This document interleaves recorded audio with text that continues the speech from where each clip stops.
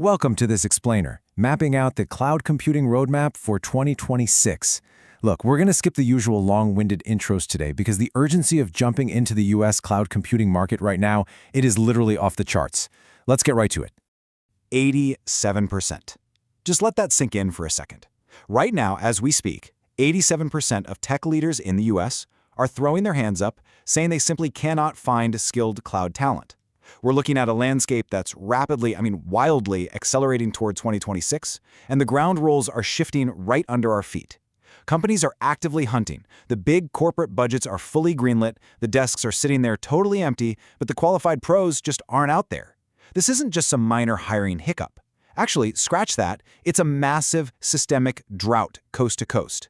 They are practically begging for certified professionals, people who can actually architect, manage, and secure modern digital environments to just walk through their doors. Okay, let's dive into this. That massive talent gap we just talked about, it's colliding head-on with another absolutely staggering figure, a 15% projected industry growth rate straight through to 2031. Think about the economic gravity of that combo for a second. You've got an entire industry expanding by 15%, driving this massive, hungry demand for infrastructure every single year, paired with that 87% talent deficit. Well, when demand skyrockets and supply plummets to those extremes, what happens? The value explodes. It goes through the roof. This creates a highly profitable, almost unprecedented opportunity for anyone willing to put in the work, get certified, and truly understand this space. We are looking at a decade-long runway where skilled cloud engineers hold all the cards in salary negotiations. Section 1. Renting the modern cloud. As you probably already know, the tech world has aggressively moved away from the old-school model of buying and owning physical, on-premise servers.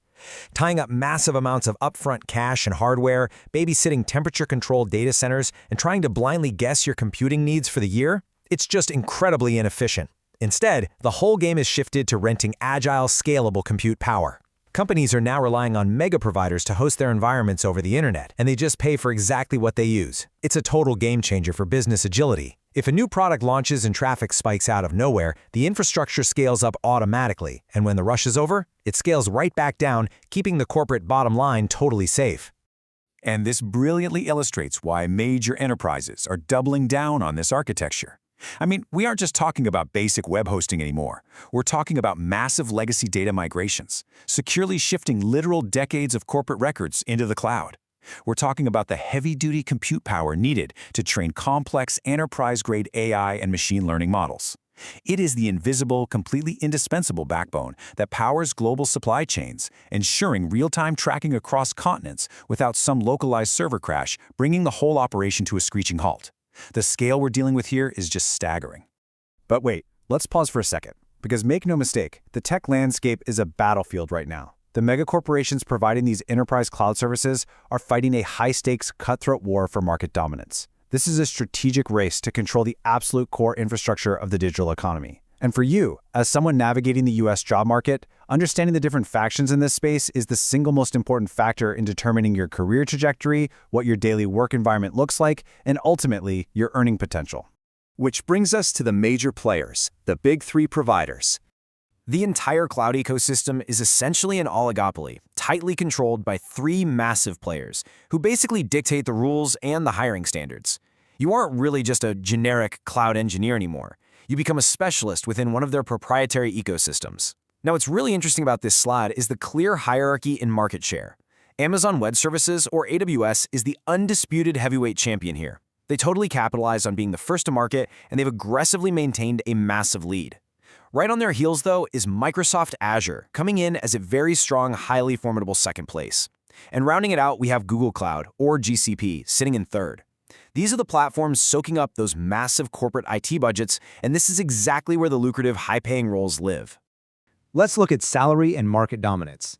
Because market share is really only one piece of the puzzle, right? We need to see how these specific platforms actually translate into US job market salaries and distinct corporate cultures. So, the crucial point is the tribalism of the cloud. The market has naturally sorted itself into very specific camps, and knowing this is how you surgically target your career. For instance, fast-paced startups and modern SaaS companies, they heavily lean toward AWS. It's their go-to for rapid deployment and aggressive scaling. Conversely, look at massive enterprise corporations. Think Fortune 500 banks, huge healthcare systems, legacy companies that already run heavily on Windows.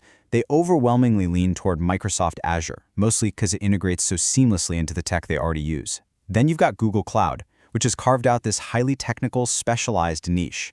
If a company is incredibly data-heavy, doing advanced machine learning and massive analytics, they often flock to GCP. But here is the financial kicker that you really need to pay attention to. Because AWS has the widest adoption and powers so many rapid growth tech companies, AWS roles typically command a 5 to 10% higher salary on average across the US job market compared to the other guys. Let's move to that and see how this builds on the foundation we've just laid out. You now understand the sheer, absolute scale of this opportunity. You see the massive 87% talent gap, the explosive growth rate, and exactly how the big three slice up the corporate landscape. Knowing the battlefield is essential, for sure, but you need the right tools to make yourself the exact candidate those hiring managers are desperately searching for. So the pressing question becomes, which specific certification path is right for you, right now? The window is wide open, and those corporate budgets, they're fully approved and ready to be spent. The only real question left is, are you ready to claim your space in this market, or will you let a decade-defining career opportunity just pass you by? In Part 2, we're covering the exact certification path, in order, and which one to start with based on your current experience. I'll see you there. Welcome back to The Explainer. So if you were hanging out with us for Part 1, you'll remember we broke down that massive, heavyweight showdown between the AWS and Azure platforms, right? We figured out exactly which ecosystem is really dominating the current cloud landscape. Well, today we're taking that high-level understanding and getting fiercely practical. We are literally mapping out your exact career progression for the year 2026. Here is our roadmap for today. We're covering mapping the certification path, Level 1, the foundation, Level 2, core competencies, advanced and specialty tracks, the multi-cloud salary premium, and finally, preparing for job readiness. Section 1. Mapping the certification path. Okay, so the absolute most successful engineers out there, they treat their professional progression exactly like unlocking sequential levels in a highly competitive video game. It's like a giant puzzle, and you've got to conquer these 4 main tiers in order: foundational, core, advanced, and specialty. You're building a resilient knowledge base step by step.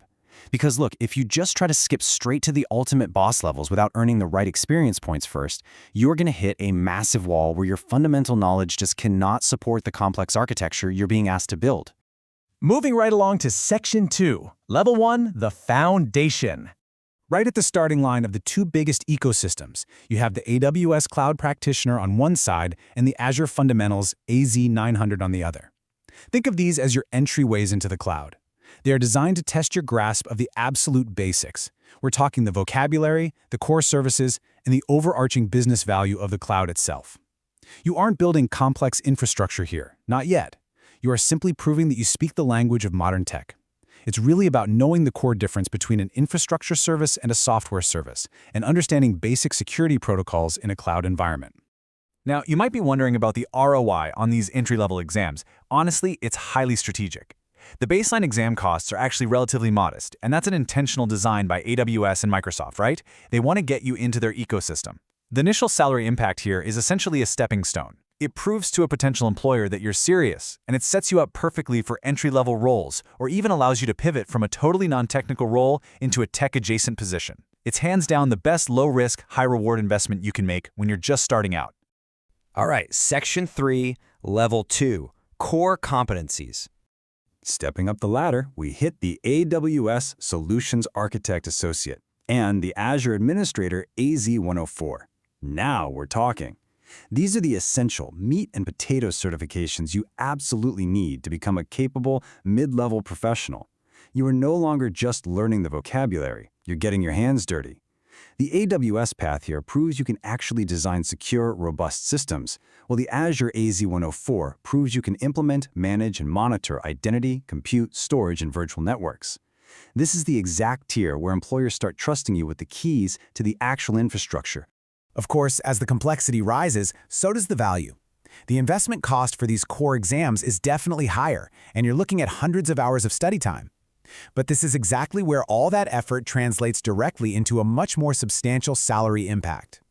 Earning these core competencies shifts you from a beginner to an active practitioner. It makes you incredibly marketable to enterprise companies who are hunting for solid, reliable cloud talent.